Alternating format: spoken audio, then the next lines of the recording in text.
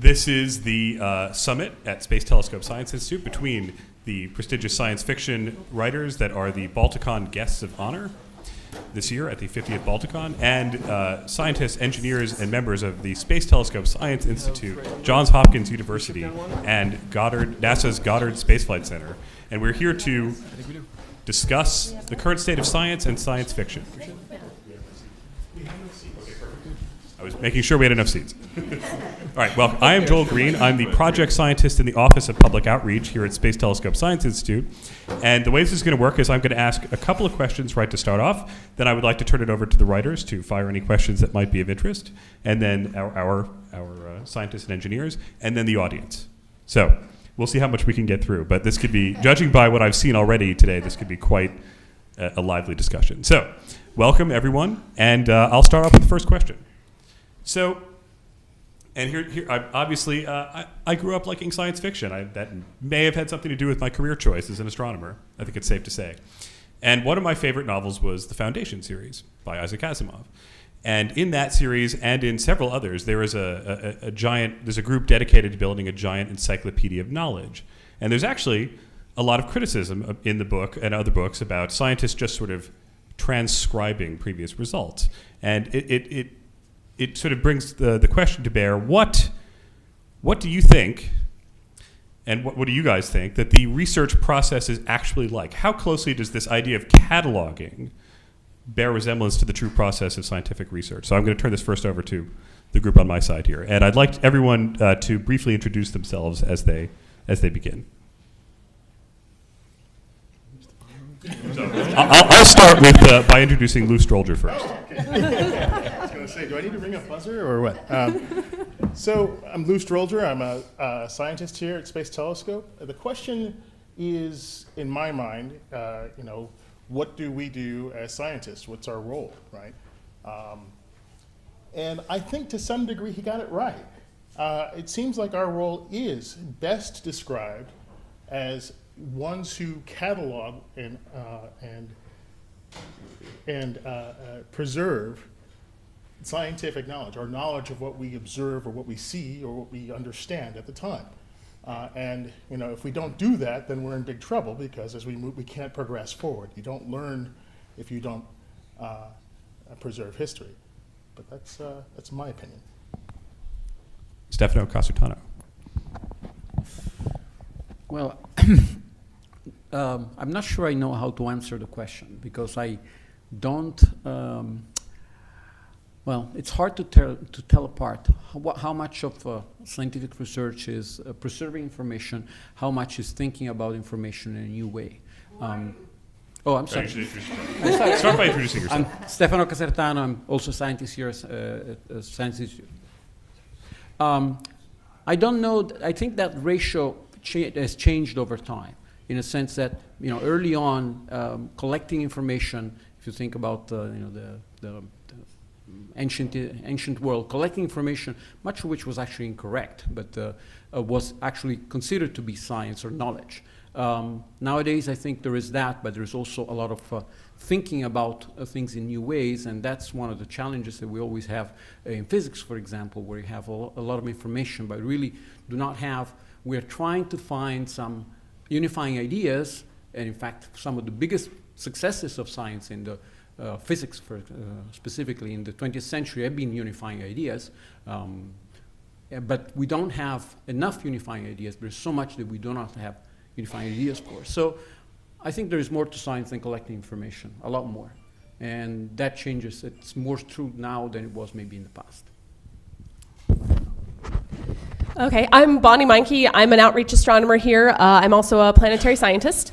And I would say that it's like this song, this beautiful song. It's this incremental thing. So at every generation, we have to look back at what's been done, have some amount of scientific faith in that, meaning that we trust the scientists that came before us, and then test the latest thing, do multiple experiments to verify, and then move forward with the next thing. And those are small incremental steps that end up becoming a collection of knowledge, and a lot of things, including burgeoning fields like exoplanets, are considered stamp collecting. But at the end of the day, that's how we know where we stand in the universe. And we can't look at our own solar system and understand our own solar system without understanding the planets that are beyond our solar system.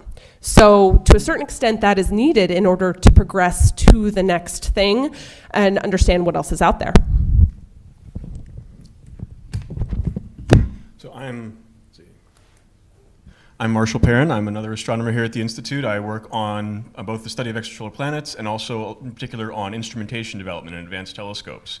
And you know, one of the lessons in the history of astronomy is every time we develop a new observational capability, we get new discoveries and new knowledge. And it's not just, you know, we built this telescope to answer question A, but we have totally unexpected discoveries on topics B, C, and D. And so, you know, with all due respect to Foundation, I think I would look instead at a different metaphor from 60s science fiction, which is to boldly go, right? We are exploring from here, we're exploring galaxies, black holes, planets, the dawn of the universe, and we're not doing it with the Enterprise, we're doing it with the Hubble. Hi, I'm Steph Lamassa. I'm a postdoc at NASA Goddard Space Flight Center. So yeah, just to build on what Marshall said, I mean, this is definitely true with new capabilities. When you think about JWST, we're thinking about going back to the earliest universe to find out how the first black holes and the first galaxies formed, and that's the type of research that I'm interested in. But even when you build telescopes to answer specific questions, amazing discoveries happen along the way. Like Hubble was built to measure the Hubble constant, and look at all the amazing discoveries that it's made. And then also sometimes you just find these oddball sources, these oddball objects that really kind of throw a wrench into what we think of like standard theories. And those you can't predict, but then when you find them, you just go where the science leads you and learn new things. Since it looks like it's on. My name's Loretta Nagel. I'm a test engineer here at Space Telescope. I actually started in astronomy. I was over on the research and calibration end before I moved to engineering. One of the software systems that I tested was the archive. And something that struck me about 6 months in is we have come a long way from when I was an undergrad and my advisor went off to Hawaii and went up the mountain and brought home his data on data tapes and on, you know, glass plates. We now, through NASA, have access to computers where we can store all the data and make it public for the world to download. We tag that data with something we call metadata, but we don't always know what's considered important. We make our best guess, but who knows, a generation from now will be like, hey, what did Hubble say about this particular supernova? And we don't know what treasure trove we've got there. We're just like storing it against future generations. I'm Kim Stanley Robinson, a science fiction writer, and I guess I would like to suggest the image of science as a kind of a cathedral because of the hundreds of years that the workers put into it, and in your lifetime it's not going to come to an end and maybe never come to an end. So up there, and what I like about the cathedral image is you also get the scaffolding theory of you build a scaffold at your level of understanding, and then people will be able to work from that level higher. And so then the science fiction writers depend crucially on translators out of the sciences, and I'd like to give a shout out to Science News Magazine. Been reading that for 40 years, so that you can, as a science fiction writer, say, well, what does that mean? And then somebody can tell you in a way that you can understand. And then maybe the science fiction writers are talking to in essence, because it's multi-generational, talking to kids and saying, well, this is an interesting part of the story, tell stories about it, and then those kids move up into the rafters and begin to work. So this is a kind of eccentric orbit of a multi-generational project that we're all in together. Yeah, I'm Charlie Stross, and I'm another science fiction writer, and it occurs to me that we're here talking about astronomy, which is unusual among many of the sciences in that it's primarily observational with a sidecar of theory on the side in the shape of astrophysics. But if you are looking at the sky, what you see is time dependent, it's not repeatable. If you see a supernova blink, well, it's gone thereafter. You don't get a second chance to come back with new instruments you haven't built yet. So archiving of data is very important so that future generations can work over it. Other sciences have experimental aspects, a great emphasis on being able to repeat an experiment. Personally, I find it slightly alarming to speculate about what you might call experimental astronomy. And that's the sort of thing that we can only really do in science fiction novels. And I find it fun, and I think it also communicates to readers why they might want to be more interested in the universe around them. I have spent my life not only writing science fiction. I'm Connie Willis, yet another science fiction writer. I've spent my life in science fiction, but also in the company of a physics professor. And so one of the things that has always struck me is how similar the arts are to sciences. They're always presented as two sides of a coin, and that's ridiculous. They're exactly the same. And one of the things that's so similar is that both things work with things that are already out there, the data or the metadata, but trying to look at them in new and unusual ways, making connections that nobody has ever made before, looking at the globe and going, even though the globe has been there to look at for years, but looking at it and going, hey, if you move that over here, they kind of fit together, which nobody had done before, even though the data was always there. And I think that the arts do this, and because they'll put two things together that nobody in their right mind would put together and come up with a new concept. And science does exactly the same thing, and I think they feed off each other in that way. Hey, my name's Joe Haldeman. I'm a science fiction writer. Also. And I have a strange connection to this very building.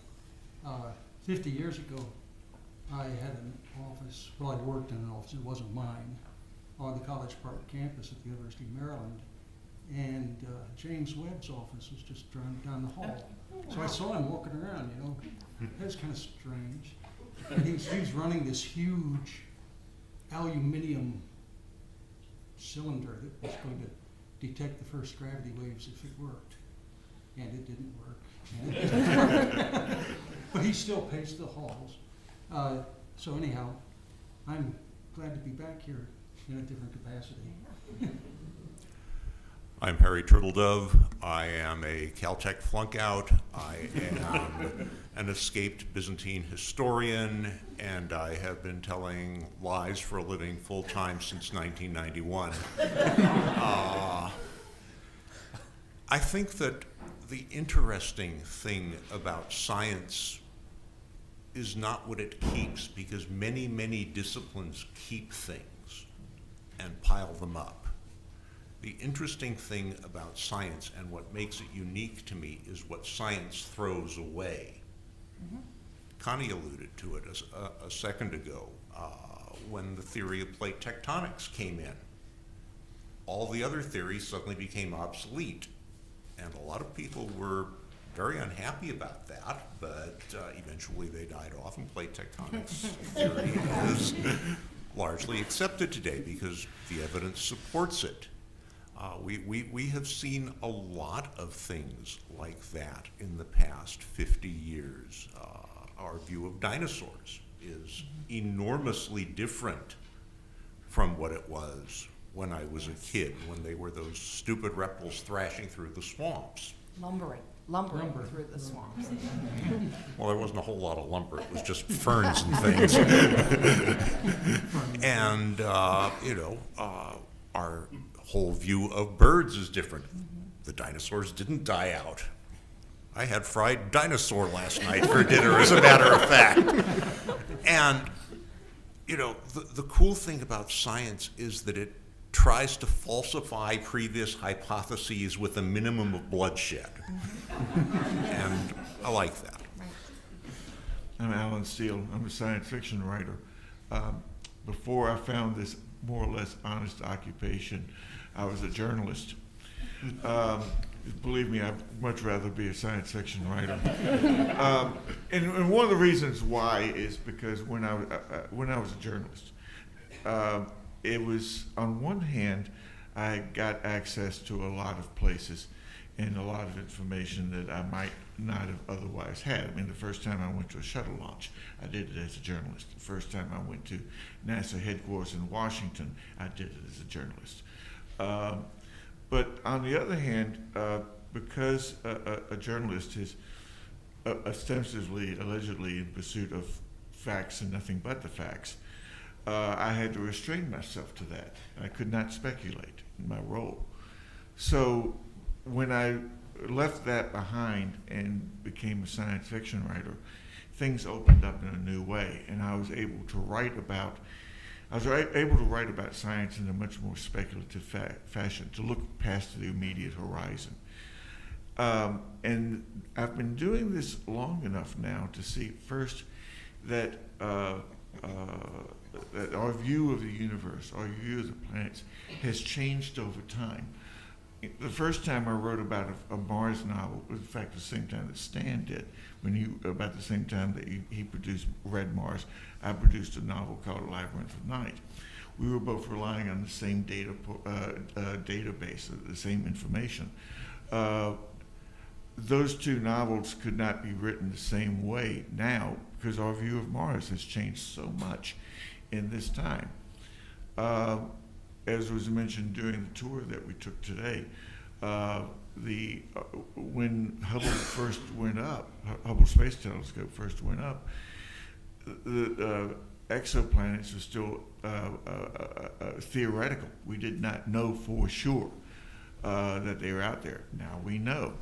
Not only that, but now science fiction writers can write about these about the planets much more realistically than they could years ago. There is a feedback loop between science and science fiction that's very interesting to me, where SF writers are looking over the shoulders of science and writing about this. But every now and then you also have scientists looking at what SF writers have produced and then saying, that's interesting. I wonder if we could look at this. But that's nonsense, and I'll prove it. Oh, yeah.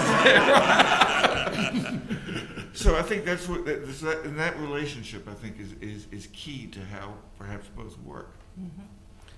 I'm going to take the moderator's prerogative to ask one more question, and I will first invite any of the scientists and engineers who want to answer, and then any of the writers who would like to answer the same question. And it's very simple. Harry Turtledove, in particular, is extremely well known for taking alternate paths for human past. I would like to ask the question about what do you think is the most likely path that the human race will take in the next 10 years, 100 years, 1,000 years? I'm very curious as to how our groups differ on this concept. I think I'm optimistic. I think we're going to go out into space, and I think we're going to go out into the universe. We live in very dystopian times, and things that seem very dark.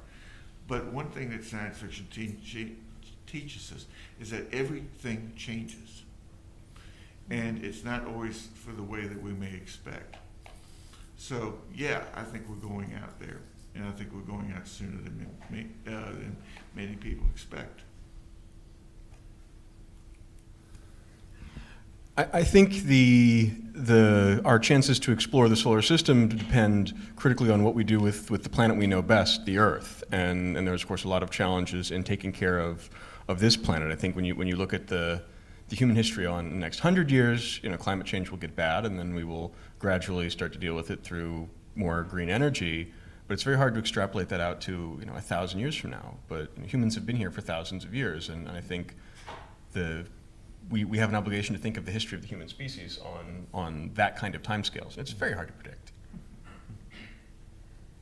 Even 10 years projection scares me. I'm trying to think what our great-great-grandparents in 1916 would have said about 2016 and what they would have got right and how enormously much they would have got wrong. I mean, this was in the middle of World War I, before the Bolshevik Revolution, before fascism, before ideology poisoned the entire political structure of the world, basically, for the rest of the 20th century, you can't guess. Well, actually, you can. You should do it when you're getting paid for it. I think by asking science fiction writers, you're asking the wrong people. Because our entire field is built on Murphy's Law. You know, what can go wrong? All the questions we were asking today were, what if it doesn't unfold? What if the computer crashes? What if things go wrong? Because this is how you get stories, is when things go wrong. If things go right, there are no stories. But on a bigger level, the problem is that we can always predict things going downhill from here. We can always predict the next disaster. We've got lots of disasters in the past that we can go by. We're always living at the abyss. We're always, it's always not 1916, but 1348, and the plague is about to hit. That's where we live. That's where we've always lived. And the problem is, it's real easy to predict the negatives. It's almost impossible to predict the positive things that happen, the breakthroughs and the exciting things. The miniaturization of technology is something we simply couldn't, without making it sound like magic, have predicted at all. The Beatles, we couldn't have predicted the Beatles before they were here. There are tons of great things we can't predict, and so it always gives science fiction a negative slant, which is fine for stories, because we're trying to solve problems and talk about the next disaster and all those things. But I'm an optimist like Alan. I really think, in 1348, your chances for anything good ever happening again were really bad, and your chances for the entire human race being wiped out were no worse or no better than they are right now, with global warming facing us. Huge challenges, not very good chances. And look where we are here, all these years after 1348. So, yeah, we're at the edge of the abyss, but we're not going to fall off. I'd like to follow on to that. There's always somebody out there who seems to have it, but we don't know until much later that they had it. I thought about this a lot reading your book, Bellwether. Example from science fiction, Jules Verne. He got a lot right. Makes me wonder about him. But in our realm, Lyman Spitzer thought up the idea of a space telescope, a telescope in orbit, before Sputnik went up. That is amazing. So there's always going to be these guys out there, and you don't know who they are until after it's happened. And Spitzer's telescope became Hubble, by the way. Yeah. Going back to the question, the 1,000-year out one, I'm going to stick my neck out and be moderately optimistic on this and say that I think the human species will still be around in 1,000 years' time in some form or another. I don't think we're stupid enough to lose technological civilization either. What makes me optimistic about this is the fact that we've survived the Cold War. Nobody really wants to die. Nobody really wants to end civilization. At least nobody who counts. So, I'll stick my neck out. I would actually place good money on a technological human civilization of some kind still being around in 1,000 years. And I'd be even happier to place money on it if you could guarantee I'd be around for the end. As for whether we get out into space, I have some contrarian views to Alan on the subject of space colonization. It's not can human beings colonize space, it's can Earth's biosphere colonize space. We co-evolved with a whole host of other organisms. We are thoroughly dependent, for example, on the health of our gut flora and fauna, never mind the various other organisms you need to sustain a ecosystem that can support human beings, not just macronutrients, but weird trace micronutrients, and the other organisms that break down and recycle the organisms that provide the trace nutrients. We know very little about this stuff, and the two key technologies that we'd need to master to make space colonization even remotely practical would be either a comprehensive understanding of ecology, which is a much more complex problem than most people appreciate, or thorough re-engineering of the human body to render it semi-independent of that stuff. So if there are space colonies in 1,000 years' time, I'm pretty sure the people living in them will think of themselves as human and call themselves human, but we might be very surprised if we had one of them on the examining table to look at today. Charlie, your statement, or your predicate, since we have survived the Cold War, is arguable. I'm going by the anthropic We haven't principle. yet survived the Cold War. We're sitting on a time bomb that was begun in the 1940s. And the resolution of those problems is still dark and mysterious. I'm an optimist by nature, but even optimists have to understand that the world is more dangerous now than it was when the atom bomb was invented, just by magnitude of the forces and uncertainty of the political environment, which of course is job security for me. But yeah, I'm yeah, right.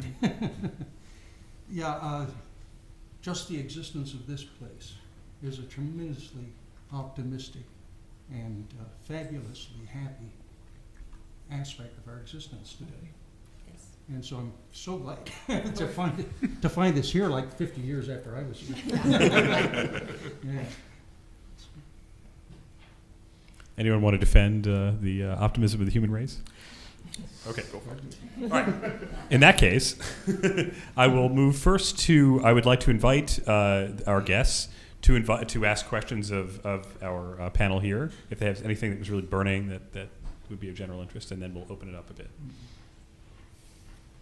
I'd like to know what some of those things that surprised you along the way when you know what you were looking for, and you found a lot of those things, and you didn't find some of them, but what were some of the, oh my gosh, little surprises? I'm not talking tang here, I'm talking.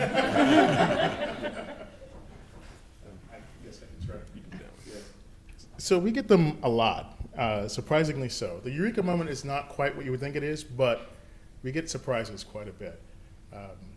One which I was classically involved with is trying to study supernovae for supernovae's sake, to understand more about what these explosive stars are, how stars explode.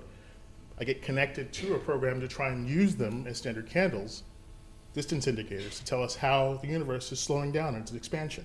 As we all fully expect, that's exactly what it should do.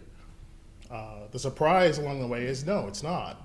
It's currently accelerating, and there's something new in our universe that we had no idea existed. Well, we did have some idea, some people did, but in general, the consensus was that this is very, very new. We didn't know how to deal with it. So that was a big surprise. We get small surprises along the way, too. We get supernovae as we now scan the sky in an all-sky sense, looking at it temporally almost all the time, getting closer to it every day. We see new types of explosions that we never expected to see before. And these are telling us something about how massive stars can really, really get, or what controls how massive stars can be, or what mechanisms there are for stellar explosions out there. So one thing that I had found maybe about a year or so ago, so I study growing black holes, and so these are systems where stuff is falling into the black hole, releases lots of energy. And so for the gas that's really close to the black hole, it imprints these features on its spectrum, these like broad lines, because the gas is Doppler broadened, it's moving quickly. So we'll see these fat lines in the spectrum. In other sources, we'll see gas that's further away, the lines are skinny. And so there's this idea of the standard model for these systems, where for some you only see these skinny lines, some you only see these broad lines.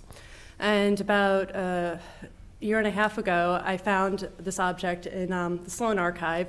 It had two spectra. One had these fat lines, the other one had these skinny lines.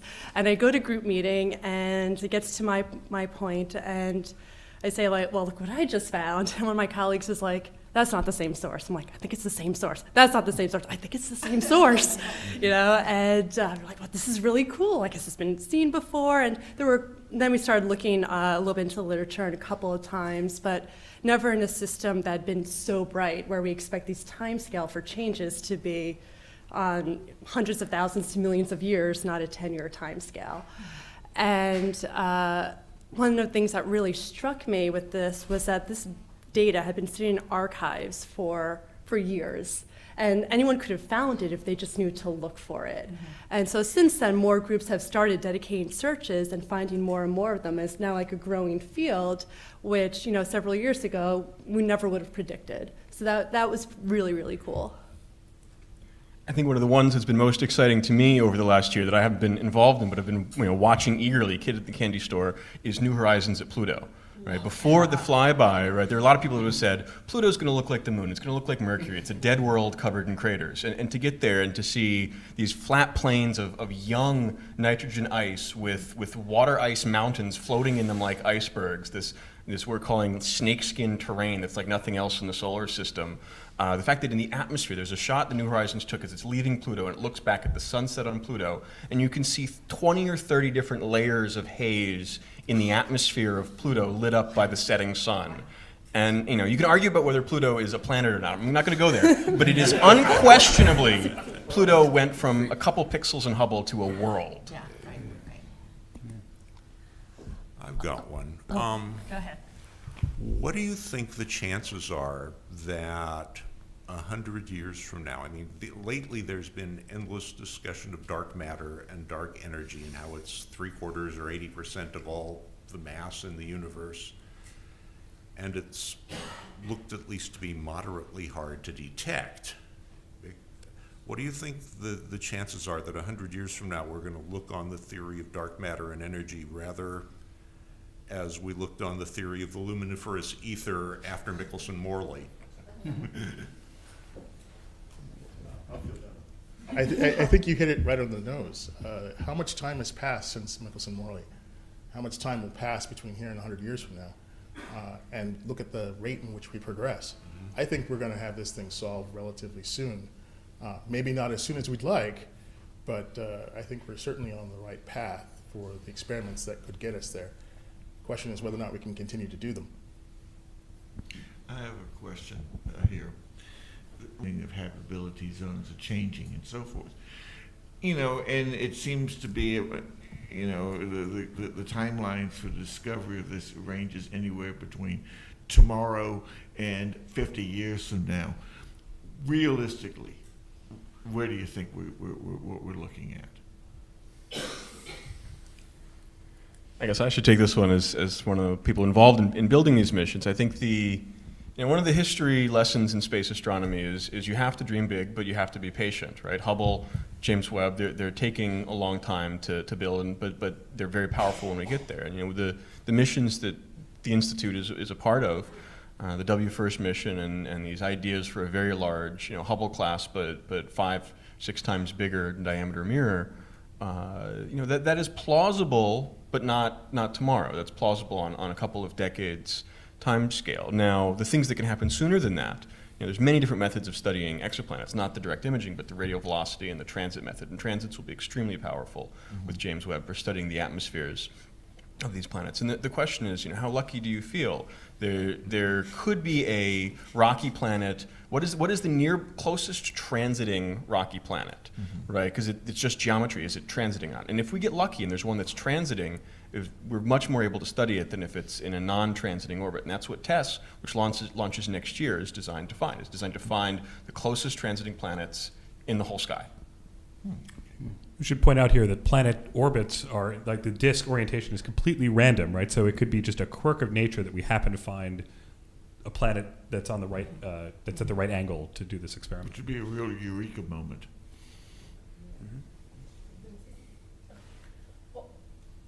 I want to say that we need to start looking in our own solar system. I think that's where the first breakthrough is really going to be. With Mars 2020, one of the future Mars missions, looking under the soil, possibly find something there. The Europa Clipper mission is so exciting, finding something under the ice on the moon Europa. Possibly Enceladus, possibly Titan. There's a lot of targets in our own solar system, our own backyard, where I think we're going to find life before we detect something on an exoplanet. If it's there. Thank you. It's there. All right. I want to poll our group here and see if they have any immediate questions for the writers. Yeah, what do you see us going in 100 years? Boy. You know, the hardest thing about science fiction is that it's fairly easy to predict the technology changes. I mean, to extrapolate technology changes. But the social changes that go along with them are almost impossible to predict. And science fiction so far, you know, up till it isn't all that old, we have had a really pretty good track record of predicting advances in technologies, but just a terrible, terrible record of predicting all the social changes that go along with them. We're just, because I guess there's so much more play in those areas that it makes it much harder. So we can predict, you know, what state the spaceships might be in, but people are still persisting in having the girls working in the kitchen of the spaceship. So, there were cell phones in 1940s science fiction, but the social revolution that cell phones have brought about, that's not there. No, that's not The there. thing that has to be remembered, and we ourselves forget this also, is that science fiction is not about predicting the future. Yes. I mean, SF writers forget this also. We speculate. Sometimes I think we may even influence. But, you know, we don't have a crystal ball that's any better than the guy, the shaman who works at the down on the street corner, who's, you know, reading tea leaves or whatever. We make good guesses. And every now and then we get it right, you know. In fact, there's a panel, I think this weekend, is on that very same subject of the times that we've gotten it right. I've gotten it right a couple of times. I've also got about 100 times when I've gotten it wrong. You know, who in 1982 would have predicted the end of the Cold War? Yeah. You know, or the collapse, let me put it another way, the collapse of the Soviet Union. Craig Thomas did. A non-science fiction writer actually wrote a novel where he had a scene with the Cold War, where the Berlin Wall was being torn down, and it happened about 10 years before it actually happened. But he wasn't a science fiction writer; he was a thriller writer. It's a modeling exercise. And didn't quite believe his predictions, so he didn't make the preparations he could. And what year is Kingsbury's Moon Goddess and the Sun? That's early 80s. But Science fiction is a modeling exercise, and so from right now you can see a complete disaster and or a kind of golden age, and they're both entirely possible. So there's no point in prediction. It's a dystopia, utopia. It's our fears and our hopes, and so everybody's a science fiction writer, and you can write them down and articulate them, or else you can just be thinking of them at 3 a.m. when you're thinking about your own future. It's exactly the same exercise. But another thing that science fiction does makes it like a telescope. One lens is just a metaphorical image of how things feel right now. So in that case, science fiction is always right. 1950s science fiction is always right to the way the 50s felt, even if it got the future wrong. The other lens, you really are trying to predict a future, and you're trying to say this will happen if we do these things. And when you put the two lenses together, you get the stereooptic vision, which is a vision of history itself. So this is what science fiction does. It gives you future histories. It gives you historical sensibility where you can, in your own moment, think, well, I want to do these things because it'll make a good future rather than do these things which will make a bad future. So it's a form of historical thinking. That's why alternative histories that Harry does are in the science fiction section of the store, because they're also historical thinking of a speculative kind. Let me add, different cultures value different activities at different stages in their growth and decline. Science fiction is very much an Enlightenment era phenomenon of Western civilization, although it is being taken up by other cultures. I noticed, for example, that the highest circulation SF magazine ever is currently published in China. That is not something that would have been developed in China 50 years ago. But as part of China's massive modernization, you could draw an analogy with the way the United States modernized during the late 19th to mid-20th century. Science fiction as Stan said, allows us to examine our present and our concerns about the future. To some extent, it's an introspective tool, a way of doing what-if modelling about the consequences of our own civilization at this particular time. Where I'm going with this is, I guess, whether science fiction remains of interest or whether the sciences in general remain of interest depends very much on the values that a civilization embraces at any given time in its development.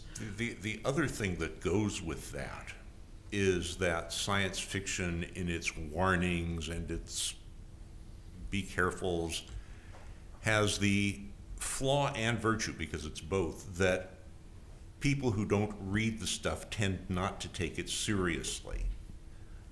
You can say things in an SF context that you would have had a lot of trouble saying in a more serious context, a more staid context. There were any number of very, very vicious anti-McCarthy pieces in the 1950s in science fiction, you know, by authors who range as widely in political views as Poul Anderson and Ted Sturgeon. And you have a hard time seeing comparable stuff in the mainstream literature. This is what I was talking about when I said that I was a journalist before I was an SF writer, and I found myself restrained by not being able to. I mean, I actually had an editor who'd say he knew I had an interest in science fiction and knew that I was writing the stuff on the side, and he would, when I would write a piece, he'd occasionally say, "Alan, this is not a science fiction story. We got to kick the fact. We have to stick close to the fact." And finally, just one day, I said, "Oh, the hell with it. I don't think I'm going to be a science fiction writer, so I can write about the stuff that I really want to write about." So let me ask a follow-on question to that. It's, to what degree, I always was afraid that we, as readers, were getting the whole genre wrong. You know, the science fiction part of that, the part that we tend to cling on to, is really the backdrop that drives the story, right? It's the Maltese Falcon, if you will. And so are we getting that wrong to some degree? Are we asking too much of you to predict the future? Yes. No. Because that's not what we do. Yeah, predicting the future is sometimes an accidental side product. But no, if we, the people who do predict the future, the so-called futurists, boring. What a bunch of clerks. I gotta tell you, that's not boring. Actually, yes and no. The most alarming thing that ever happened to me was writing a novel set 10 years in the future and getting most of it right. Trust me, that's scary when it happens. Yeah. Most novels are not written to be pleasant places to live in. What you need to take is the entire genre, and that's what a reader does. So you read all of the science fiction books that you read, and there's a conglomerate consensus sense of the future that prepares you for it and allows you to think about it. So yes, that's what you need out of science fiction. And so then it's not a matter of one individual writer's individual prediction. Like I once predicted YouTube was going to come into being, but it was all videotapes rather than digital. So, you know, mistakes and accidents. So, but the genre as a consensus thing that you read together prepares you for the future. So it does do what you want. I also think science fiction frequently is looking, like everything else in the world, at secondary results rather than primary. We tend to look at the primary function of this, you know, microphone is to enhance sound, but there may be secondary effects like you keep crashing your nose into it or something. And those are actually just as important, but we tend to focus always on the primary rather than the secondary. And for me, Hubble is, you know, if you're going to look at the projects that you guys are engaged in here, the James Webb Telescope, all these other projects, the most important thing that happens here may not be the primary stuff, which is always hard to face. It's true for science fiction writers too, but that because I know from my own personal point of view that the true impact of what you do, and everybody kept saying, "Thank you, we're so excited to have you." Like, we're the ones who are really excited. Yes. Oh my God, yes. This is the Hubble. We're here. And because to us, this was a revelation. This was getting to see the pictures of the universe that we had imagined. And I think that I don't want to call it an aesthetic impact, because aesthetics usually perceived as sort of squishy for scientists, but this sense of, oh my God, the universe is beautiful. It's so beautiful. We got to get out there. It's so beautiful. And I do think that that is a major thing that you guys have done. Maybe bigger than all of your really important scientific things. Just as in science fiction, you know, they always talked about how all these astronauts were influenced by science fiction, and that's why they got into NASA. I'm like, man, what a disappointment to discover what the reality was like versus how easy we made it all sound. But the truth is that inspiration is not a little thing in the universe, and I think you guys really inspire. Yeah, a concrete example of that, Apollo 10, that famous Earthrise photograph. Yes, Mm-hmm. absolutely. Oh, yes. Yes. I want to return briefly to a point that Stan made. Science fiction, like any fiction, is not about the created world. It's about the world you're living in. It gives you a way to look at the world you're actually living in that you can't get through another form of writing, and I think that's its real value. Yeah.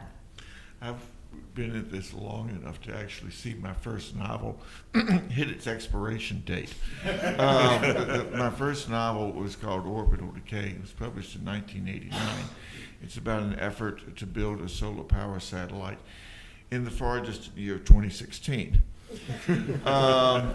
Obviously, I was a little over optimistic about how far space technology would take us. So yeah, dead wrong right there.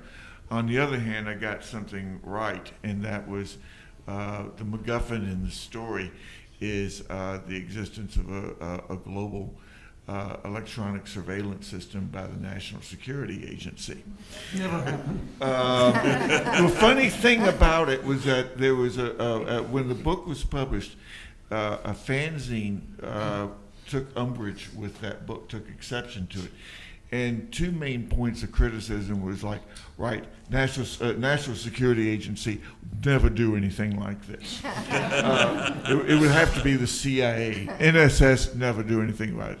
The other was that they took exception that I had people actually listening to the Grateful Dead. In the far distant year of 2016, nobody's ever going to be listening to the Grateful Dead again by this time. Yeah,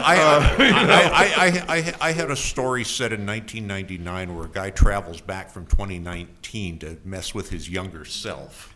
And his younger self says, please tell me the Stones aren't still touring in 2019. They will be. Yeah. Well, I'd like it to open up just briefly. If there is an audience question, I can repeat it for you. Okay, so when you go to conventions and you're interacting with the public who enjoy reading science fiction, I was wondering if you could comment on that particular public's perception of science as distinct from science fiction, as positive or negative. It's changed over the years, and if there's anything that we can do to make that better.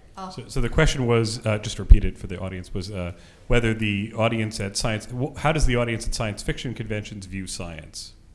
Yeah, I have to answer this because science fiction conventions, they contain the entire data bank for the universe. You can ask any question about anything at any science fiction convention, and there will not be one person who knows it. There'll be 5, and one of them has devoted his entire life to the study of this thing.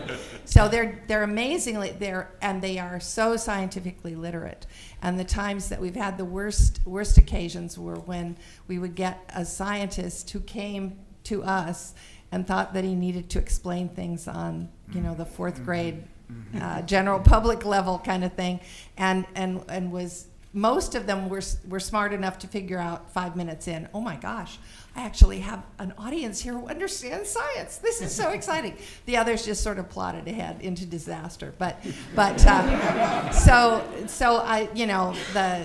the science. The public that goes to the science fiction conventions are, I just think, amazingly scientifically literate. There are a fair number of scientists and engineers Yes. among them, and computer people among them, And they're all too. interested in, if they're not scientists, they're reading Discover and Science Weekly and things. So. Yes. Connie and Charlie, this beautiful universe and these planets that need to be able to support not only ourselves, but our intestinal flora and all. What are they going to look like once we touch them? Will they be beautiful?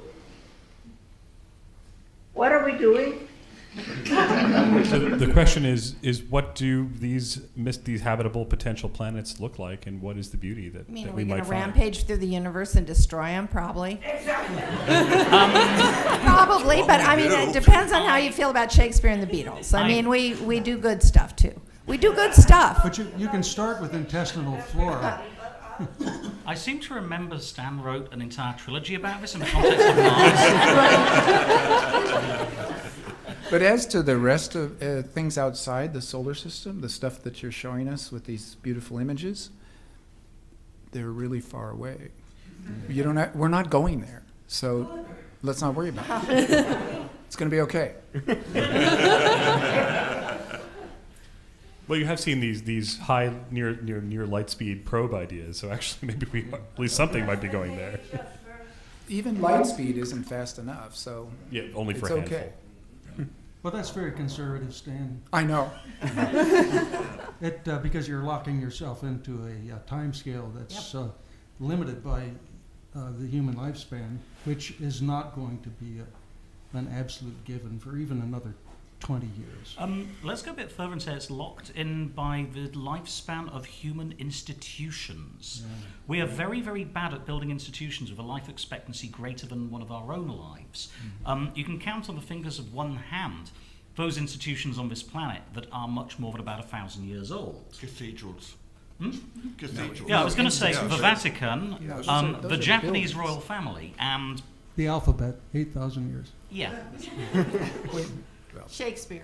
He's going to make it 1,000. Well, he'll make it to 1,000, but he ain't there yet. He's Yeah, going right. strong. Yes. Go ahead. I'd like to ask our scientist people, what made you look to the skies in the first place, and what can we do to get our kids out of Minecraft and into the real world, the real universe? Keeping in mind that our parents were asking how could we get our kids to stop reading science fiction and start paying attention. My parents never even thought of that. That's a good question. Well, I'll take that one because we do a lot of that work here in this building. Part of it is using things like Minecraft to engage students and help them understand that there's more than just the boxes in Minecraft. There's also what we call participatory experiences. So getting out and getting your hands dirty and learning what real science is and exploring the world around you as you do it. I grew up in a desert where no human being should ever live, and but as a result, I got outside a lot and got my hands dirty, and geology, that kind of thing, was kind of an interest, which led to planetary science, which led to astronomy. So it's all about getting your hands dirty, literally and figuratively, I think. I decided in 5th grade that I wanted to be an astronomer. It was that or oceanography, because I was really into Jacques Cousteau as well, and all the shows that he had on TV. I got my first telescope when I was 10 for my 10th birthday. It wasn't a great telescope. I saw the dust on it the first time I looked at the moon and went, and took it apart and cleaned it off and put it back together again. But if you can get them young, it doesn't matter that they have a rotten math teacher. They're going to stick with it because they see the longer goal. Sense of wonder is the term we use, the technical term. Absolutely right. Sorry, in addition, I think it's more than just a sense of wonder. I think that has a lot to do with it. But getting your hands dirty is the biggest part in my mind. For me, it was, Dad, I want an Atari. And he said, no, here's a microcomputer processing kit. Put it together. And when you get it done, you'll have tic-tac-toe. And then, like, is it tic-tac-toe or nothing? And that's what it is. That's how I got involved in understanding science and understanding computers and understanding programming, which, are skills, of course, that I use today. The astronomy came much later, but the interest in science was first. I can personally attest to the fact that science fiction can lead you to a deep and lifelong interest in science. Where in the place where I came from, I was born and raised in Tennessee in the 60s, and science education in the schools was just rotten. I mean, and through high school too. I mean, I actually had a high school biology teacher who was teaching creationism. I got assigned to raking leaves for a weekend when I tried to argue theory of evolution with them. Where I got my science education was honestly reading the science columns in Analog and Galaxy, and it wasn't. It was not until I actually got to college that I had any kind of a science course worth speaking about. So SF can have that effect. It can lead you to think about these things, even when the conventional wisdom around you is saying don't. I'm going to take the liberty to also answer this question as a scientist. I think that in a large part, science is often taught to kids as just a list of facts. And here's a list of things that are known. And it's one thing to teach, here's a bunch of properties of Jupiter and Saturn and Pluto. It's another thing to say, and we have no idea how they were formed, right? That there's a lot that's not known. And I think one of the appeals of science fiction is that in the span of 250 pages, you have characters who start off with a lot of things that are not known, and then things become knowable, right? The mysteries get solved, the answers get figured out. And that knowing that you can start not knowing anything about the universe, and that there's space for someone growing up to actually contribute to that human knowledge and learn that stuff themselves is what makes science appealing. I have a question for the science fiction authors. I was just wondering what your thoughts are on the kind of the maker movement with space and CubeSats and the idea of touching space in the hands of the everyman and students, college students, and if you think it's going to kind of affect your future works. So the question is, what do you think of the small scale sort of human-made products that go into these CubeSats and things like that can be done by individuals? I just wrote a story about CubeSats. Oh, geez. I'm tempted to say what I got to shut up on this one, because if I don't, I'm actually going to start blowing my story. You don't want to tip your head too much in this game here. I think it's a great idea. What I think is interesting about makers and about 3D printers generally is that they are, I think, the first crude iteration of something that we'll see in a couple of generations when the hardware and the software improve. We are on the way to matter duplicators, and we aren't that far away, and that will seriously complicate everything we think we've ever learned about economics. And not just economics. Yeah. I think that basic control over the everyday environment is something that we can't even predict 20 years ahead, let alone lifetimes. It's having a profound effect on education now, but education blossoms once the basic ability of a sixth grader is a lot more profound, which will be 10 years from now. Oh, I think it's 8. already here. Yeah. I mean, what happens to them when they're in the 10th grade? What happens to them when they're in college? I think there's a connection between... We're looking at an absolute revolution in human endeavor. There's a connection between this and the last question. Like Lou was saying, like Molly was saying, science is not a static set of facts. It's a thing we do. And the same with engineering, right? Engineering is the art of saying, this doesn't exist yet, but we can make it exist. And so things like CubeSats and 3D printers and the electronics kits you can get with your Legos and make robots yourself, it's bringing high-level engineering into the things you can do. Just across the street, we run the Hopkins Robotics Cup, and you get middle schoolers to come in and they build their robots to do a certain game, and that's a very powerful way of saying this is a thing you personally can do. And I think that's an extraordinarily powerful thing. Right. The most important piece of all of this is that these smaller, cheaper, makes all this more accessible. And it's not just the 6th graders at the private school down the street. It's able to be put into urban schools, far rural schools that had that need internet connectivity. Places where these kids were left alone and forgotten. And now more and more people have access to building these things and contributing and thinking, oh, I could become a scientist. I could become an engineer. I am an engineer, and seeing themselves that way for the first time because they're seeing other people in their community that way for the first time. And opening up that accessibility means many more people can contribute to the problems we face. And that's how we're moving forward in the future, and I think it's going to have a really positive impact. So unfortunately, we're running out of time here. So I will just close with one question that I think blurs the boundaries of science and science fiction just a little bit. And given this panel, I could not resist asking this question.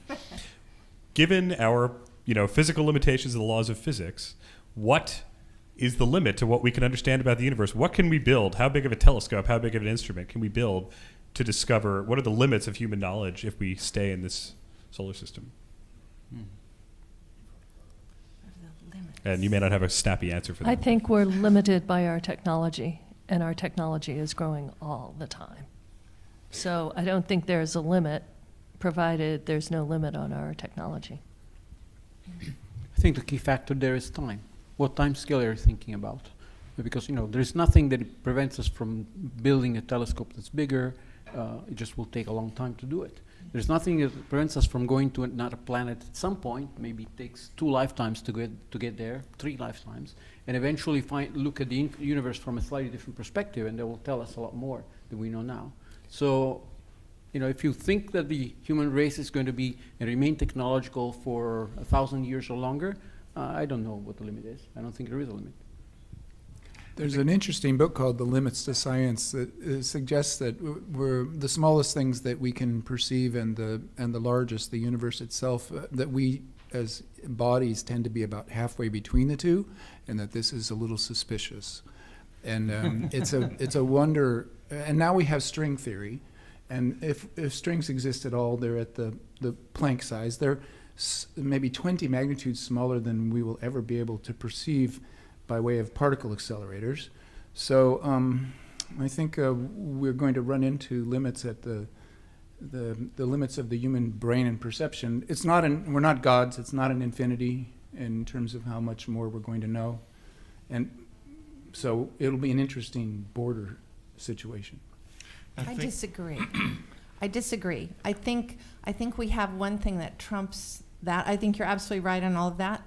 But I think what trumps it is humans' ability to create metaphor, and our ability to. These are the connections and the imagining of imagining things that we can't directly observe, and I think that that's limited only by how much we cultivate that.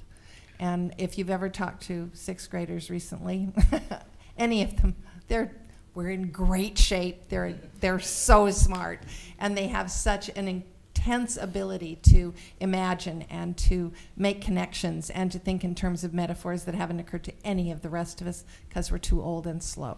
And so I think that we're going to be limited only by the abilities of our 6th graders and by our ability to create metaphor, which is why we should be treating the arts and sciences as one thing and not opposite things or different things. Right. I think the biggest threat to our times isn't it isn't global warming, and it isn't runaway nanotechnology or germ warfare or nuclear bombs or any of the other things that we think about. The biggest threat to our times is human stupidity. Yeah.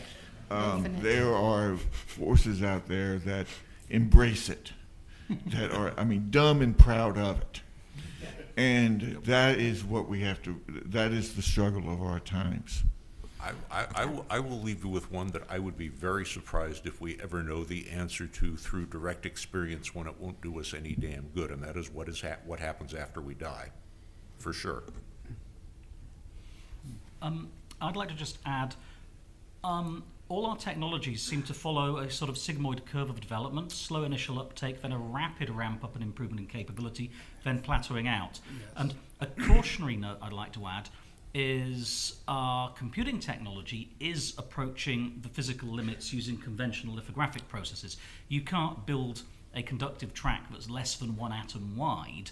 Now, we might be able to push a bit further by having multiple stacked layers of conventional architectures, but we're pretty much near the end of Moore's law as a classic progression, and we'll probably be hitting the buffers within another 10 to 20 years. Now, if we get workable quantum computing and workable algorithms for using them, which is the really hard bit, because every time I've tried to look at that stuff, my brain just melted. We might go considerably further. But that would be, I think, so radically different from today's computing technology as to constitute an entirely different technological wave of innovation. And to the extent that we are currently very much an information-bound technological society, we are getting very dangerously close to a point at which we're going to have to find a new technology on-ramp to exploit. Otherwise, we're going to stagnate. I think that's a very interesting idea in terms of the sigmoid curve of technology. You know, rockets went very rapidly in the 60s and sort of stagnated for a while, and there's a question now with advanced boosters and the Falcon 9 is supposed to be launched today, possibly. It was delayed from yesterday, and we will see if they manage to break the cost curve in a way. I mean, that's the key to enabling, you know, how big can you make a telescope? Well, it's limited by two things, is your ability to launch individual components and your ability to sustain that for a long period of time, as was mentioned earlier, sort of human institution scales. And we hear, you know, these are generational projects now to build these big telescopes. It's not quite a cathedral, but we're already thinking decades in the future. It's different than, I think that's going to be ultimately our limit, is how long can we sustain collectively our interest in doing these incredibly hard things. So I think we're sort of out of time. So first of all, let's thank everyone who is involved with this.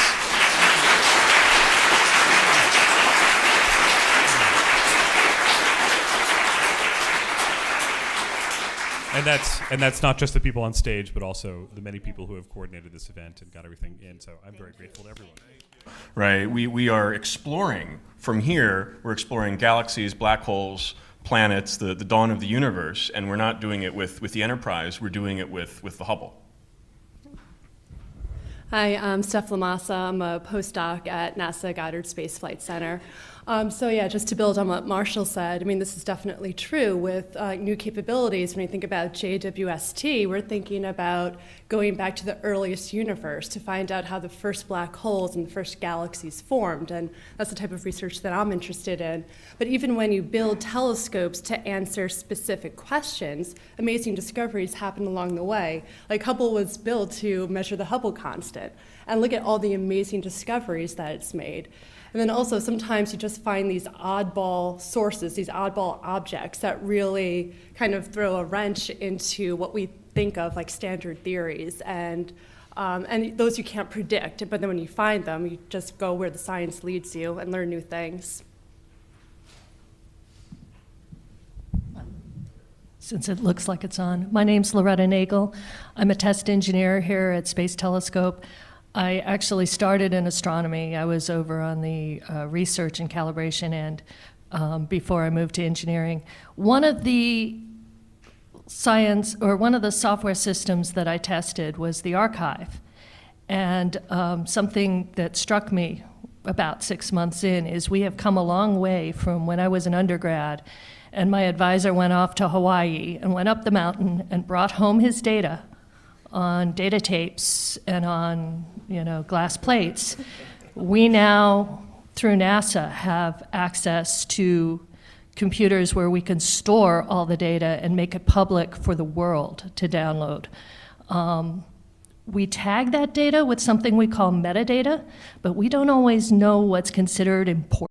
This is the summit at Space Telescope Science Institute between the prestigious science fiction writers that are the Balticon Guests of Honor this year at the 50th Balticon, and scientists, engineers, and members of the Space Telescope Science Institute, Johns Hopkins University, and NASA's Goddard Space Flight Center. And we're here to discuss the current state of science and science fiction. I was making sure we had enough seats. All right, well, I am Joel Green. I'm the project scientist in the Office of Public Outreach here at Space Telescope Science Institute. And the way this is going to work is I'm going to ask a couple of questions right to start off. Then I would like to turn it over to the writers to fire any questions that might be of interest. And then our scientists and engineers, and then the audience. So we'll see how much we can get through. But this could be, judging by what I've seen already today, this could be quite a lively discussion. So welcome, everyone. And I'll start off with the first question. So, and here obviously, I grew up liking science fiction. That may have had something to do with my career choice as an astronomer, I think it's safe to say. And one of my favorite novels was the Foundation series by Isaac Asimov. And in that series, and in several others, there is there's a group dedicated to building a giant encyclopedia of knowledge. And there's actually a lot of criticism in the book and other books about scientists just sort of transcribing previous results.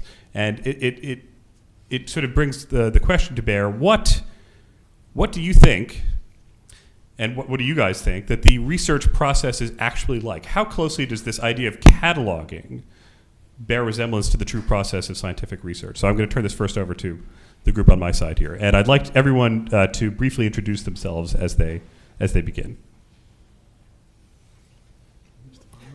So I'll start with by introducing Lou Strolger first. I was going to say, do I need to ring a buzzer or what?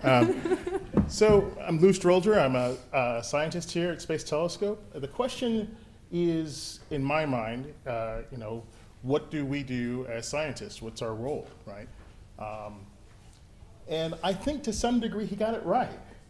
It seems like our role is best described as ones who catalog and preserve scientific knowledge, or knowledge of what we observe or what we see or what we understand at the time. And if we don't do that, then we're in big trouble, because as we move, we can't progress forward. You don't learn if you don't preserve history. But that's my opinion. Stefano Casutano. Well, I'm not sure I know how to answer the question, because I don't. Well, it's hard to tell apart how much of scientific research is preserving information, how much is thinking about information in a new way. Oh, I'm sorry. Start by introducing yourself. I'm Stefano Casertano. I'm also a scientist here at Science Institute.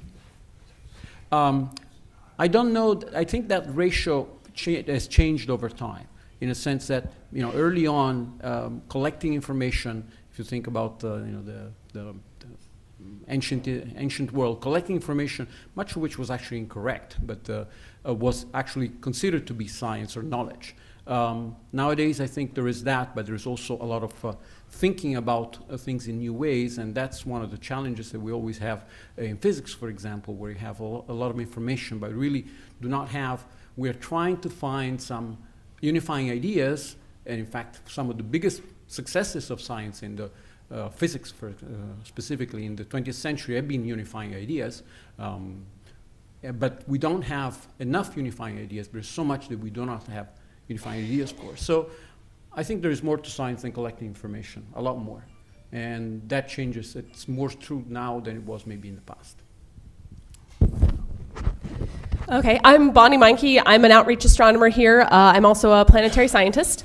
And I would say that it's like this song, this beautiful song. It's this incremental thing. So at every generation, we have to look back at what's been done, have some amount of scientific faith in that, meaning that we trust the scientists that came before us, and then test the latest thing, do multiple experiments to verify, and then move forward with the next thing. And those are small incremental steps that end up becoming a collection of knowledge, and a lot of things, including burgeoning fields like exoplanets are considered stamp collecting. But at the end of the day, that's how we know where we stand in the universe. And we can't look at our own solar system and understand our own solar system without understanding the planets that are beyond our solar system.